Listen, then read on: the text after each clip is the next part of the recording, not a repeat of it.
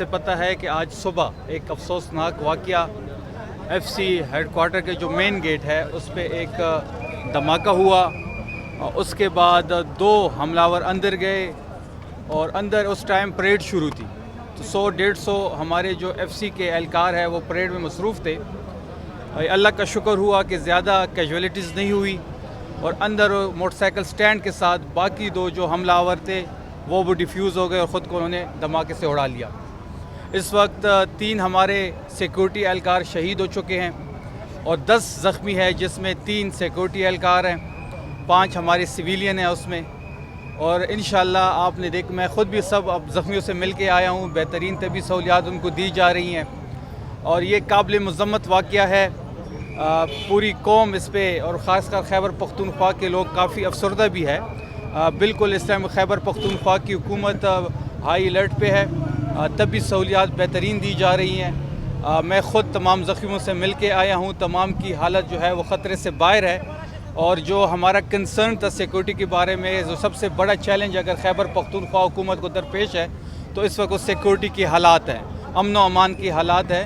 آج یہ افسوسناک واقعہ پیش آیا. سیکورٹی بالکل ہائی الرٹ ہے. تمام چیزیں خیبر پختونخوا کی چیف منسٹر خود بھی مانیٹر کر رہے ہیں.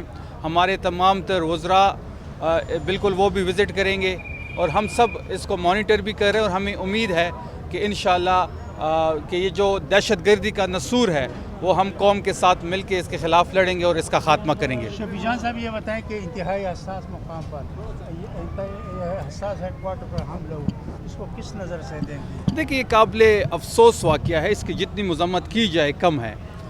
لیکن آپ کو پتہ ہے کہ اس وقت جو صوبے کی حالات ہے امن و امان کے حوالے سے، سیکورٹی کے حوالے سے، وہ آپ سب کے سامنے ہے. ہماری کوشش ہے کہ ہم عوام کی جان و مال کی حفاظت کریں. ہمارے تمام تر سیکورٹی فورسز، چاہے پولیس ہے چاہے سی ٹی ڈی ہے، انہوں نے قربانیاں بھی دی ہیں اور وہ ہائی الرٹ بھی ہے.